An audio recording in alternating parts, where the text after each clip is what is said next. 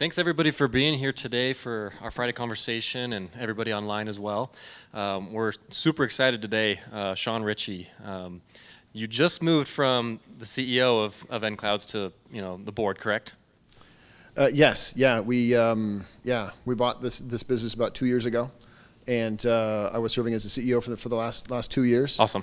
And we've been recruiting an amazing individual who came from AWS, and we're a top tier partner of AWS, and Cool. So the conversations have just progressed, and he's just dived in, and he's incredible. So Yeah. So we made that move. Yeah, that's great. Yeah, because I saw that you had posted on LinkedIn just like a couple days ago about this, so I wanted to make sure our graphic was correct. But Yep. I mean, we should have added serial entrepreneur to the title. You've done a ton of cool things, and are still doing tons of cool things, and we'll get into that today for sure. But before we get into too many things, just tell us about yourself, hobbies, where you're from, anything that we should know.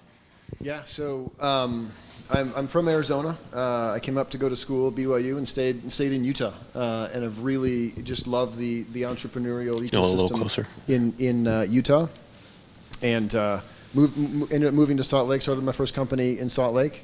Several different businesses. First company was an internet marketing company. Second business was a venture-backed software business called Team, and that was a company that we venture-backed and then sold back in 2018. Sold that for, I have to qualify it by saying it was an all-cash deal, because most people are saying, oh, I'm really sorry, you've all seen the bankruptcy, and you've all seen the Hulu and the Apple miniseries, I guess, and all that. But that was great, and then bought nClouds, really. And so this is more of a private equity style of a business, so kind of bootstrapped and then venture backed and then Sure. private equity company, and then a few other little businesses there in between. So it's been a lot of fun. Just a few. Yeah. That's cool. I always like asking this question to speakers that come to these Friday conversations. What do you love about being an entrepreneur in Utah? Well, there's two things there. One, what do I love about being an entrepreneur? And then second one is, what do I love about being an entrepreneur in Utah? I love entrepreneurship. I kind of stumbled into it, I guess. I guess many people are get into being an entrepreneur or thinking about entrepreneurship, or even take classes or graduate in entrepreneurship. I graduated from my undergraduate in 2002, which was kind of during, after a kind of .com, bubble, and I was in marketing and advertising, and that was my, kind of my focus, and I wanted to go work for one of these really big cool companies, and I couldn't get a job, really, there, and ended up starting a little business that ended up growing, and we ended up, building that business over time. But I've really loved just solving challenges and solving puzzles. I think of business really as putting together a puzzle, right? And but it's more complicated. It's not even a 2D or a 3D, but it's like this 4D puzzle where the puzzle pieces are not just the puzzle pieces that are on my table. There are puzzle pieces on other people's tables. Mm-hmm. Right? Whether that's capital, whether it's employees, whether it's partners, or whether, all these kinds of things. And we have to figure out how to not only assemble the puzzle on our table, but we've got to figure out where those pieces are going to come from and get them to our table. Right. So I just love solving that, right? Yeah. Through entrepreneurship. So the second point, in Utah is, I didn't want to go anywhere else. I wanted to build businesses here. There's a sizable enough ecosystem, yet it's not too big. And even if you go to Silicon Valley, right, most of the tech people and most of the kind of entrepreneurship community is relatively small. It's actually much smaller than we all realize. Really? Yeah, absolutely. And in Utah, it's definitely small enough so that you can know enough people, but it's not overwhelming enough. But there's enough of a collective chip on our shoulder. Yeah. Here. Why do you think that is? So when I travel internationally, and even when I travel, I'll call it more like East Coast, I usually say I'm from Salt Lake City. I don't usually say I'm from Utah. it's a little bit less now, but more so even recently, where I say Utah, and people kind of get a little bit of a glazed look, and they're like, that's a state, right? And that's like in the West somewhere, but I don't really, but when I say Salt Lake City, people know where Salt Lake City is. They're like, oh yeah, there's this big like blue kind of dot in the middle of the United States, and there's a Great Salt Lake that's there. But also from the Olympics, right? Yeah, that was a big kind of catalyst for international it's the Salt Lake City Olympics. It's not really the Utah, Yeah. And so it's again kind of big enough, but kind of small enough. But that's an interesting thing when I travel and tell people where I'm from. Salt Lake City. Yeah. Yeah, that's cool. I always love to hear, especially because you have experience, in the Bay Area, and you guys are headquartered there, correct? So nClouds has historically been based in the Bay Area. We've moved it to Utah now. Okay, Yep. cool. Yep. Well, that's exciting. And, Utah, you were here yesterday for a meeting. We had a meeting with a lot of members that are involved with leadership here in Silicon Slopes. What makes you excited about the next decade here in Utah for entrepreneurs? What makes me excited about the next decade for entrepreneurs in Utah? There are an incredible amount of resources today at all the universities. You see what the incredible momentum of UVU, for example. Mm-hmm. Even like 5 or 6 years ago, I don't have all the numbers here, so don't hold me to this, but I think like 5 or 6 years ago, they were still like 35,000 or something like that. I don't know what it is. Maybe it seems like that. Maybe it was a decade ago. But I just heard that they're 47,000 students right now. Holy. Unbelievable. Yeah. And all the resources that are in the entrepreneurship and business schools and others. And then you look at the University of Utah with what they're doing with the Lassonde Center and with what Troy's building there. Their new Masters in Business Creation. Masters in Business Creation, like super innovative things. BYU has had a lot of resources and continues to double down on those resources. Their Sandbox program. Sandbox as well. I know those folks building that. And the more younger generations, meaning when I was going to college, I didn't know that I could start a business. I was like, I got to go to college, right? Like I got to get good grades, and I probably got to work. I didn't know that I could really start a business.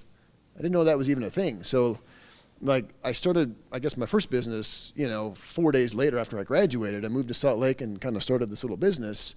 But I didn't even know you could do that during school. And now it's being taught in school and being curated and being incubated in while you're in college. And it's such a good point. The amount of companies that we communicate here at Silicon Slopes, and we realize that these are companies and their founder and co-founder are like at BYU or at UVU or the U. They're students like halfway through their programs. It's incredible. It's unbelievable. Yeah, it's super exciting. So that's really what gets me excited about the next decade is the velocity and the momentum of entrepreneurship. And the thought around that, as not even to mention capital resources and other incubator types of things as well. But I tell you what, I think the biggest thing that any entrepreneurial kind of community, and I know that Silicon Slopes is really trying to be and is in many ways a leader in creating a capital of entrepreneurship, right? Not only in the U.S. but in the world.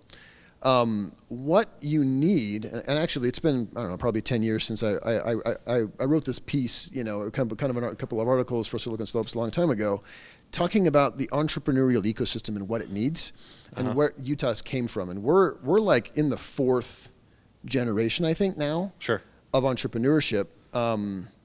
Because first one was, third node on the internet, back to the DARPA days and those kinds of things, and then because University of Utah was the third node on the internet,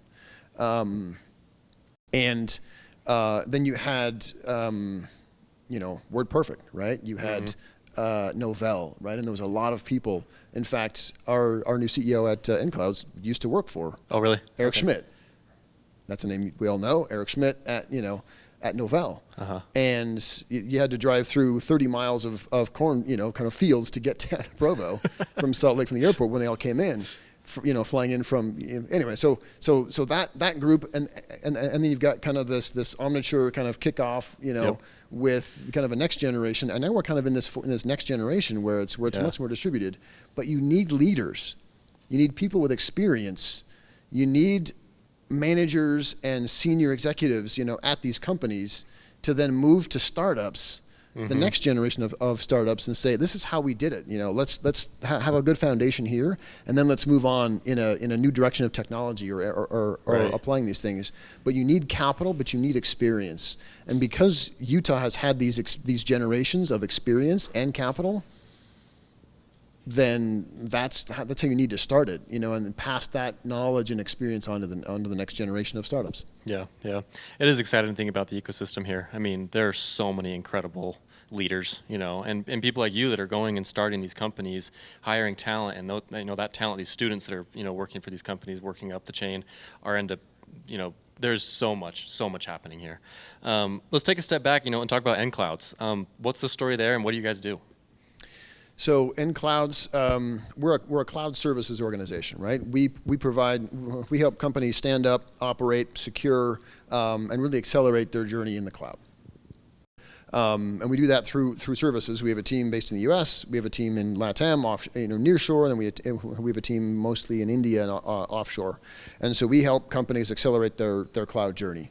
We're a top tier partner of Amazon Web Services, of AWS, and so we work very closely with AWS in helping that journey for these companies, startups, technology companies, and also a lot of other companies who are more kind of beginning their journey in the cloud, and we'll help them stand up and adopt that and really accelerate their business because of how they're able to use that.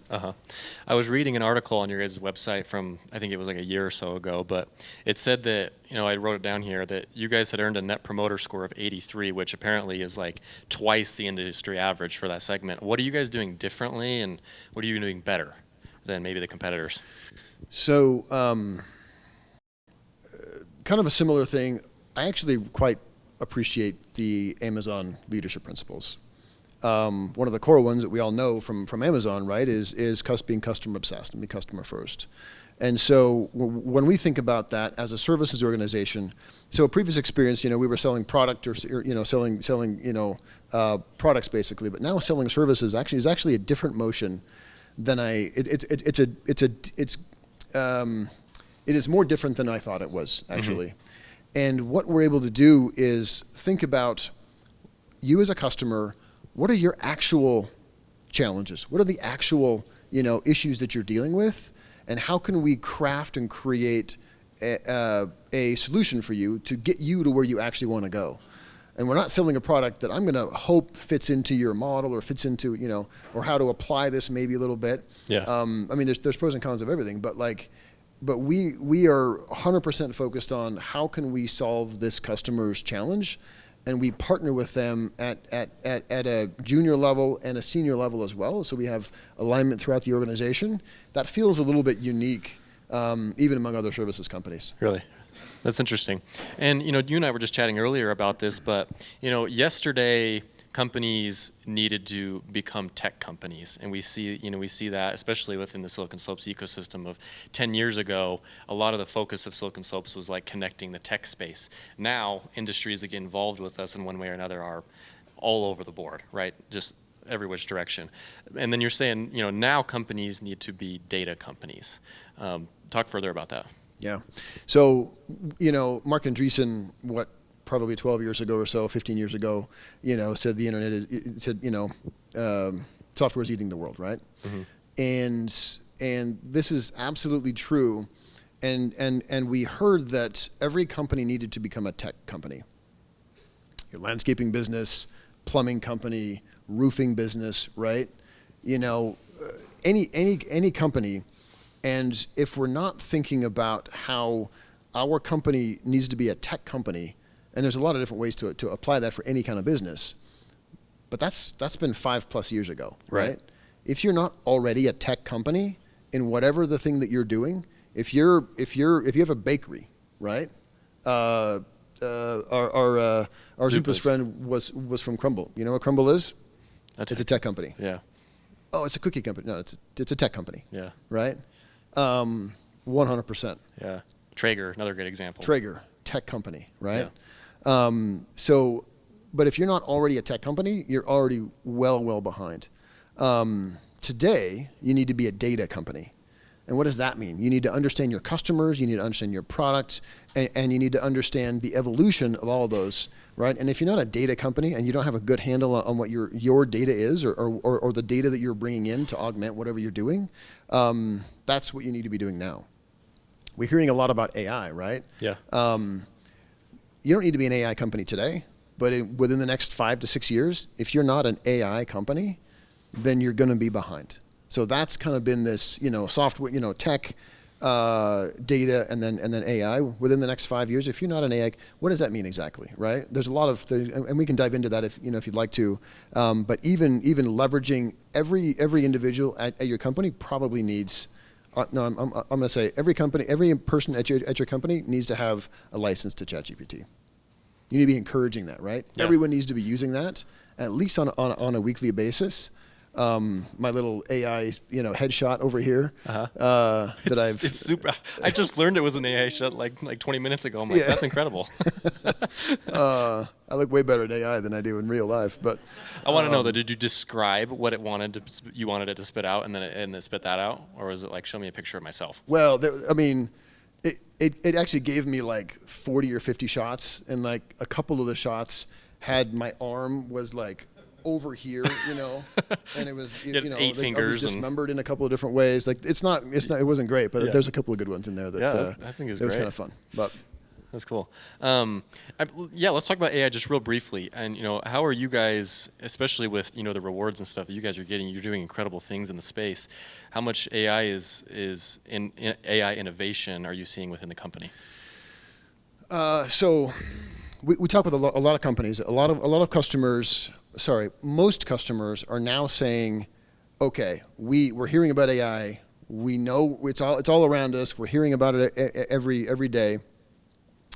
Some companies are saying, I need a couple of slides that I need to present to my board, next board meeting about what we're going to do with AI. And I literally have no idea. So help us figure out like what that is. Yeah. Like what we are doing with AI and how we're leveraging it, so I can just put it in my board deck, and I'm probably going to forget about it, until the next board meeting when they ask me again. But other companies are starting to. Most software companies, if you're in the software business, you're probably looking at, okay, how can we infuse AI into our product, right? And you need to have that kind of a story to be told. But what is the actual net effect of that? And we're starting to see in our company, can we leverage pieces of AI just to make us a little bit smarter in very niche areas, very niche pieces. Can we apply that to a Salesforce? Can we apply that to, Jira or, some product? Can we aggregate some of those kinds of things? And can we get better insights about our own business that we didn't have before, that we were computing it manually, right? Independently of the data dashboards or anything like that we have, how can we start to leverage that? So we're just experimenting, honestly. Yeah. And it's in the experimenting that you end up leading the way, you pack in a lot of ways. Yeah, that's exactly if companies are not experimenting with AI, then they will fall behind. Yeah. So just play with it. Really, that's Figure it, out. right? Yeah. I was playing with these headshots, and I was like, hey, maybe we can do something kind of fun here, Yeah. Because I'd gotten three different headshots over the last couple of years, and I was like, I don't like these and whatever. Let's see what I know. I'm about to go do the same thing later today. I want to try it. we should all have AI headshots. And if it's all right, completely separate subject here, but would love to talk about the family business you guys run. Amore Vines, did I say that correct? Yes. Yeah. Amore Vines. We started a couple of years ago. This was during COVID. We started a little a premium grape juice business. It's the best grape juice I've ever had. It is the best grape juice you've ever had, that I've ever had. I felt like I'm not fancy enough to have that grape juice.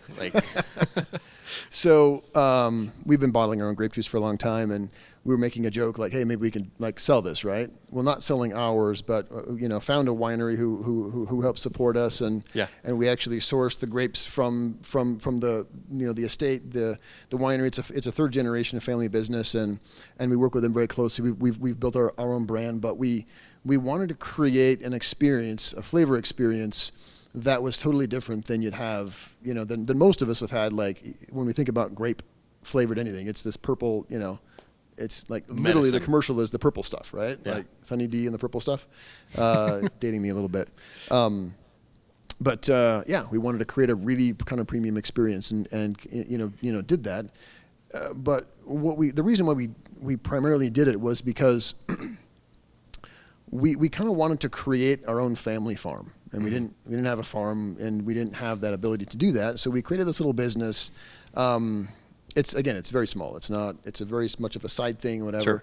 We wanted to get our kids involved into it in a family farm kind of a style. Yeah. Whereas if they wanted to earn money, or if they wanted to buy something, they could earn money by working in it, right? And doing things.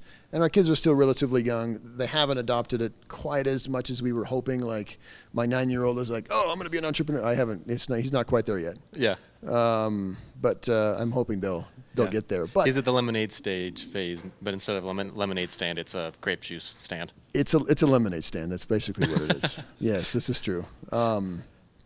So yeah, but it's been fun though to like have family conversations around the dinner table, and it's much easier to do this in a physical product, but it's just in software. It's harder to kind of describe all the different parts of it. But when we can talk through and just kind of say, hey, this is called revenue, and here's our costs, and here's what we can do, and we go up to Swiss Days every year, and we go to the Pinners Conference and stuff like that, and kids are helping to pour samples and those kinds of things, and so they're involved in it enough. They love the product as well, of course.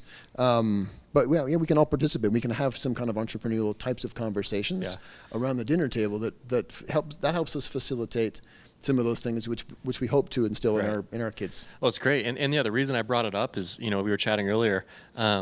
You're using, this small company as a way to teach how to handle hard things, how to handle, extreme amounts of stress and challenges through the lens of business and entrepreneurship. And, I guess a question is, because you've got 4 kids and you're seeing them develop and grow and learn, what challenges are they facing, and what challenges are youth facing here in Utah that like entrepreneurism can teach them?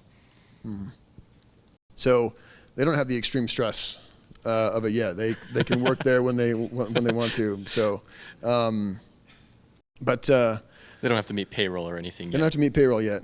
They are the payroll. But no, let's see. So I think young people, especially today, we have gotten to a place where I was watching some I think it was one of the Wall Street Journal events that they do, and they had this like kind of child psychologist, right? And he was talking about phones and screens and social media, all these kinds of things, and the actual recommendation is to give it to kids way later than obviously than they want it. I mean, years and years later than they want it. But later than we would even think that they would want it. And then these 18, 19, 20-year-olds are coming back and saying, hey, thank you for not, or I really wish you hadn't given it to me. But there's a whole bunch of, I have a, I guess he just turned 10 actually just 3 days ago. But among his friends, there's a bunch of people who are like, oh, I'm going to be a YouTuber. Right, because that's their experience, and that's and they're seeing that, and this subscribe to my to my thing, and sure, there's going to be some YouTubers. That's a job, like that's a legit thing. We're going to have influencers and all this, but the vast majority are not. Right. They're not going to get the millions of followers or the hundreds of thousands of followers and likes and whatever. Yeah. They're not going to do that. And what else is there, in their minds? And there are so many options. There are so many things. There are so many ways to make money in this world. Literally, everything that we see here, somebody sells this to businesses and to other companies and to consumers, right? There are so many ways to do it. Can we expose our kids more to those kinds of things and to look through the lens of entrepreneurship, of creation, right? I personally believe that this is what separates us from the animals and from everything else, is our ability to create, right? And there's the creator economy. We can create there as well, but there's so many different kinds of ways to do that. Can we expose our kids and the next generation of many different ways to do that? Yes, you can be a YouTuber, but there's other things too. Yeah, love that. Yeah, I have a 3-year-old, and she's in preschool right now and prepping for kindergarten probably in the next year. year or so, and it terrifies me to like send her, off. I mean, she's only 3, let alone like when she's 12 someday. It's going to scare the crap out of me. But, I just understanding how, we as a business community can help lift, youth and especially entrepreneurs, and, kind of transitioning slightly. But, before we open it up to questions here, would love, if you have advice, for entrepreneurs who are in the thick of it right now. I mean, it's an emotional roller coaster. You've obviously been through the ups and downs of being an entrepreneur and making, decisions that didn't pan out. But what advice do you have? Well, when you're going through it, and if anyone's, done the entrepreneurial journey or been on that entrepreneurial journey, you're either going through it right now, or you're about to go through it, or you've already been through it just recently, and probably all 3 are true. Here's what's interesting about what I've seen from now. We're kind of in this more kind of post-COVID world. We're now, remote, and we're with our families and kids or whatever. For those of us who have that situation, it's interesting because I'm actually able to have more conversations about what I do, and then what are again, my kids are kind of younger, but like, what is the general situation and what am I trying to solve here, right? Mm-hmm. Being a little bit more, I guess, vulnerable with even my family, my kids, about here's a decision that I'm having to make. Here's what I'm kind of working through. And I don't do that enough, I think. I can do that more. Because otherwise it's like, what does dad do? Is like dad talks on the phone all day.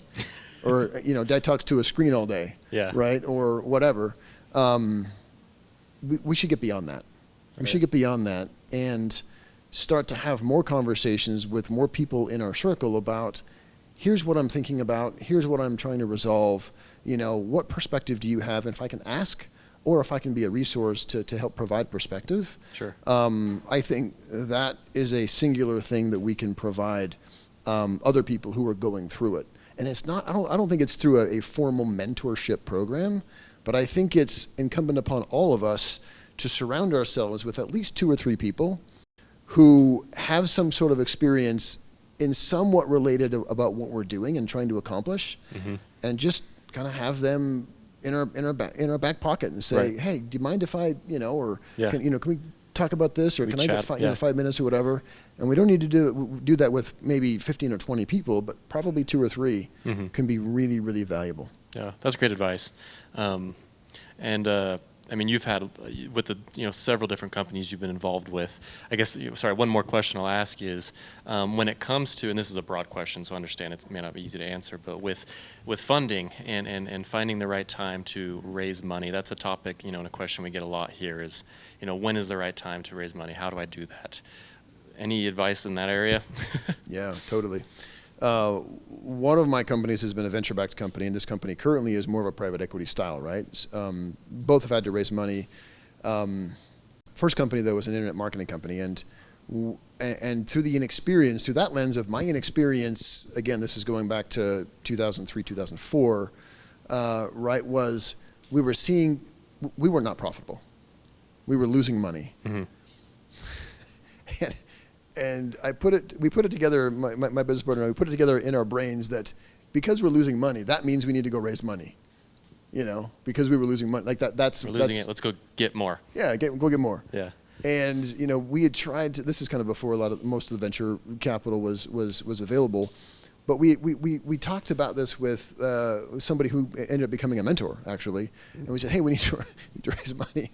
And he was like, your kind of business, you should be making money. If you're not making money, you're doing it wrong.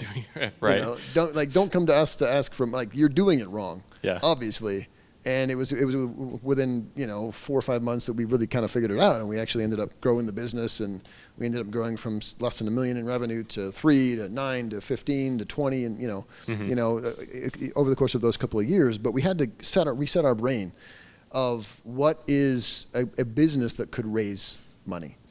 And we were talking yesterday.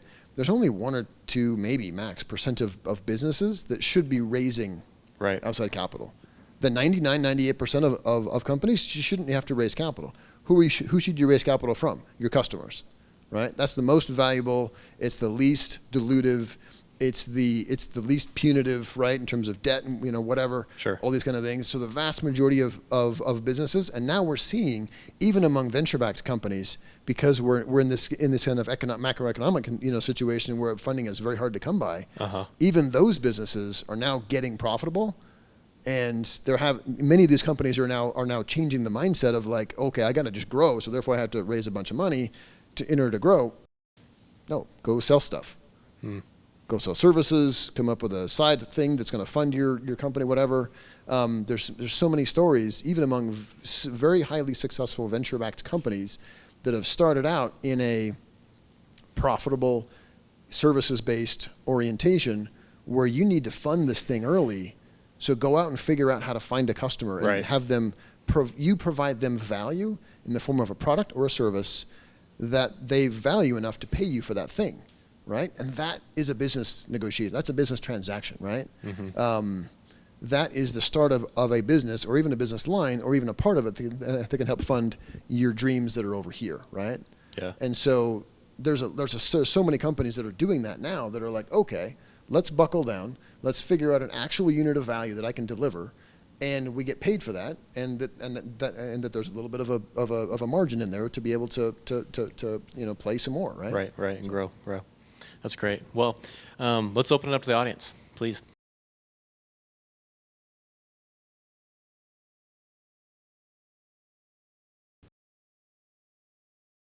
The first question is going to be a layup for you. My name is Leo Chan. I'm a professor of finance at UVU. You talk about AI and obviously your company's cloud data company. In the age of AI, without good data, the companies is going to be left out of the race. But I was surprised when I talked to companies, executives, most of them don't seem to have a clear strategy for data when it comes to collection, warehousing, and analysis. Can you sort of give them some best practices when it comes to the data strategy? Yeah, just hire nClouds. We can do it for you. No. So data strategy, this is tough. This is really hard to really understand. When we talk about being a data company today, we have so many legacy systems. Even if your company is only a couple of years old, right? You already have legacy systems, like from a year ago, right, or from 2 years ago. You've got these legacy systems, and looking at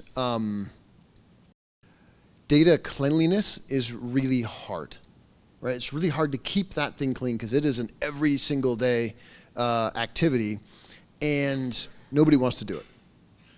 Because your best engineers are going to say, I want to build the future. I'm going to build the product, and I want to build, this new thing. And looking at the data, the pile of data behind me is just, it's aggravating because we want to move forward, right? We don't want to address the past. And so if you're starting a company right now, implement a data strategy from the very, very, very beginning, right? How are we going to collect this data? Why is this data going to be valuable to our customers? Why is it going to be valuable to us, right? And if you're already in your company, which is most likely the case, how can we put some sort of again, this is like kind of, it feels bureaucratic to like put a data policy in place, and these data governance, these big really words that are not fun, right? But if we can start today, and if we can collect, store in the right way, whether it's structured or unstructured, keep it in a consistent format, right? Going forward today, because by next year or in 2 years from now, we can start using this data, even if we don't address the pile of steaming, data we have back there. One day, hopefully, we can get to it, and that's where there's going to be a lot of value there. But maybe just today, can I ask, how are we collecting whatever data that we have, and can we be intentional about doing that from today? And then we can go forward, and we'll figure out the rest of it later. Maybe that's an answer. Hey, Shaun. So I'd like to go back to the beginning of the conversation. Instead of talking about what's great about Utah, what are the things that keep you up at night, if any, about what's happening in Utah or is not happening in Utah, from a tech standpoint especially, but business also? So, all right, can I be self-critical and communally self-critical a little bit? And even with our focus around Silicon Slopes, right? We have a collective chip on our shoulder. I said that. But I think oftentimes we think a little bit too myopically, because we want to identify ourselves as this state, or even the Wasatch Front right here of like, this is where business happens and this is where we want to be. I'm not going to address the remote versus in person or anything like that, but we know that there are incredible resources outside of the border of state of Utah. And we, as nClouds, we've acquired now nClouds plus 2 other businesses, none of which have been based in Utah. And we've only got, 6, 7 people in Utah out of the, 100 and 120 or so people. There's an amazing amount of talent here.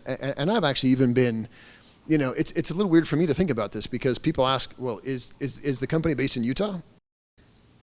Well, I live in Utah, but is the company based in? Not really, not really, because we happen to be a remote organization, remote first by far. How could we, as an organization, as our company, leverage the resources that are in this community, whilst not having to have all of our offices and people in this one community? And so, anyway, kind of being self-critical, like let's continue to think much more broadly. Like, if we want to be the entrepreneurship capital of the world, that by definition means that all entrepreneurship roads flow here. They don't stay here. They also flow out, right? If you think about New York or London in years past being a financial capital of the world, they're kind of two, right? Not everyone has to be in New York. Not everyone had to be in London, but things flowed to and from, right? How can we create something that people and resources and ideas flow to and from? We can be a central hub of that. Maybe that's helpful as well. There's more to that, I'm sure. Thank you. I was wondering if you could speak to like cloud services in mature sectors and the vendors and providers they work with that are dealing with restricted data. So I'm thinking Department of Defense, there's a lot of that here, but also my area of passion, healthcare. And so obviously this is all in the cloud. You can access these records, but there seems to be a tremendous gap in the user experience, or in this case, patient experience. And it's not that they're not in the cloud or working towards that. But maybe what advice, or how perhaps are you guys thinking about how an organization like yours, how students, how entrepreneurs could help with some of those other services to create a more seamless user experience? Seamless user experiences, as we know, as we've experienced, given all of the products and things like that we use, are paramount. And the companies that are, especially today and going forward, who are going to win are going to have the best user experience, whether it's a hospital or whether it's any sort of patient care or anything like that, or a software download user, right? But restricted data is tricky, especially in healthcare, and in government, of course. Both very different, but in how it's applied, but similar kind of end result, right? There is data that can be collected in healthcare that is not patient or HIPAA protected or kind of that focused.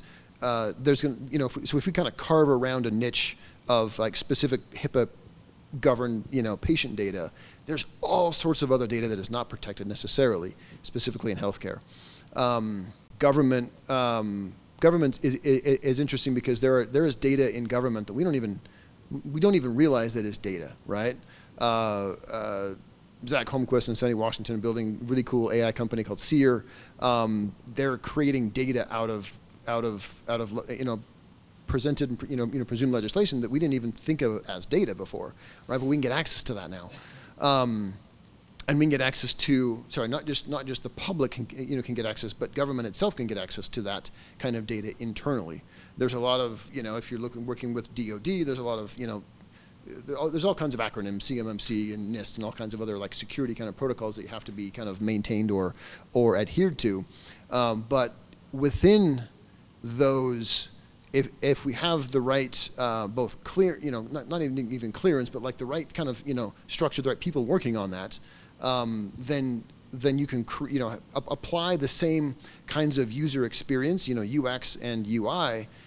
But one of the hard pieces is that in healthcare and government, the UX UI layer is kind of missing, because that's not a primary thing that they think about, because they're thinking about solving other issues, which are very important, and those kind of things too. But there's oftentimes a UX UI layer that's missing, and the companies that have started to implement some of those kinds of things are starting to win, and win big. And it's not just the huge companies, the huge conglomerates or whatever. So there's a ton of opportunity, I think, in entrepreneurship even there, because if you come at it with a UX UI mindset, then you can disrupt all kinds of things, if that's helpful. Hey, quick question that's maybe a little more particular to your business. In the cloud space, the industry seems to have kind of consolidated around two major hyperscalers. Does that, maybe if you extend the circle a little bit, you've got Google and Oracle and a couple others, but does that kind of, well, I guess the question is, what are the implications of that sort of concentration, that sort of consolidation? What are your thoughts on that? So the implications of that concentration, there's a pro side, right? There's a utopian side and there's a dystopian side of that, right? Question. And without specifically, I guess, addressing like the different companies or anything like that, there's of course potential concerns, right? Like I remember when we were building last company team, and like AWS kind of globally, or at least in our region, just went out for like a whole day, and we didn't have the redundancy built in. I do believe that the future is multi-cloud, right? Meaning procuring services from at least more than one, different supplier of that, one of the hyperscalers.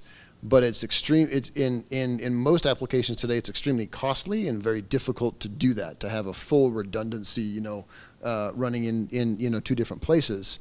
Even within one of the hyperscalers, it's difficult to actually do that if you're in different regions. Again, full redundancy, but primarily companies are doing more of a dominant and then recessive, right? So you have to have some sort of redundancy, not only for just uptime, but for data integrity and a lot of those types of things, security being one as well. But you've got to architect it the right way to be able to take advantage of that. In other words, is there a place? Maybe you're asking the question, I'm not sure. Is there a place for additional companies to also provide those kinds of things? You mentioned, Google, kind of a distant third. Google has had a long history of building a lot of pretty amazing things. They're very behind in the cloud services space. AWS and Microsoft Azure are kind of those dominant forces. But what's interesting is that I saw some data recently that someone said, hey, do you know the primary reason why a company goes with a particular vendor, specifically in hyperscalers? And they said that it's like 80% is preference, which is a little strange. You'd think that there would be a very researched and very focused and data-driven outcome, but it's actually preference. Because why? I can speculate on why. And I think it's because not just that they got maybe wined and dined by a particular vendor, but it's that it's looked at more of as a commodity rather than a very, very acute differentiator. And I think these companies are trying to really push differentiation, but I wonder if there's a hill to climb in terms of the community, and is it getting more or less commoditized? I'm going to speculate here. I don't know. Maybe you have a follow-up. Yeah, just a quick question. For any entrepreneurs here considering like an emerging tech project, whether it's AI or Web3 blockchain specific, do you have any key considerations from cloud services space that those entrepreneurs must consider, they can't ignore as they're thinking about launching their project as the future unfolds? And we've seen the impact on cloud services from those two technologies. the implications there are interesting. Do you have any advice or key considerations that those entrepreneurs they have to consider for those two areas of technology? I guess one big outlier is the stock price of NVIDIA. We've all seen this, right? Maybe there's some speculation in that as well right now. I'm sure there is. But it's interesting when we talk about crypto, Web3, blockchain, as in AI right now. I think we need to be wise to think about the classic Gartner hype cycle. And when there's this fever pitch, you've all probably seen this, right? When there's this fever pitch of everyone's talking about it, which was about 2 years ago with crypto and blockchain specifically. Everyone's talking about it, but no one really had figured out the actual use cases, right, for it. Similar with AI happening right now, in my opinion, we're at this very peak of hype around AI, and everyone has to have it. You need to think about it. It's got to be in your board slide, for your deck. But what is it that we're really going to do with it, right? What is it really that we're going to do with it? And I don't have hugely informed opinions around these specifically. But if you think about the actual use cases of most crypto, the vast majority of the actual use cases are for money laundering and all sorts of illicit other kinds of activities. Now that's not the future. That's not what it could be, right? So I guess my thought around this is, can you figure out a very specific and practical use case for implementing any sort of technology, right? New or emerging technology. If you can figure out a practical, well-understood use case, you can make a lot of money. You can build a really, really amazing company because you say, this is what we do, rather than saying we're a crypto company or an AI company. Again, I said earlier, every company needs to be a data company today. In the next 5 years, every company needs to be an AI company. So the fact that you're an AI company is not going to differentiate you at all in 5 years. What you need to say is, we are a company that solves this problem for customers. We do this. Oh yeah, it's all done by AI, but that's not the important thing. The important thing is the problem that we solve for you as an industry or as a broad-based, application, whatever. We solve this for you. Oh, it's all done on the blockchain, of course, because that's just how it is, right? Because that's the assumption. That's not the differentiator. The tool isn't the differentiator, right? The differentiator is the value that you provide to your customers, always. And when we get too hyped up on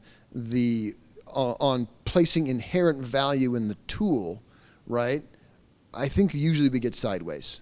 And I think we've seen that across a lot of different companies in those spaces over the last couple of years, and we'll continue to see a lot of fallout in this. Hey, we're an AI company. Okay, that's cool, but what do you do? Well, we do a lot of things, and we're valued at $1 billion. No, a lot of those companies are literally going away, and they're already going away right now, because we're able to kind of see that. But if you can say, we are providing this value to our customers, we understand our customers, we understand the UI and UX, and we solve this problem, and it happens to be based on leveraging a lot of these tools, you're going to win. Awesome. Well, hey, that was awesome, Shaun. Thanks for being here. This is a lot of fun. Yeah, appreciate all the advice and considerations, and thanks everybody for being here, and we will see everybody soon. So amazing. Thank you so much for having me. Thanks, Shaun.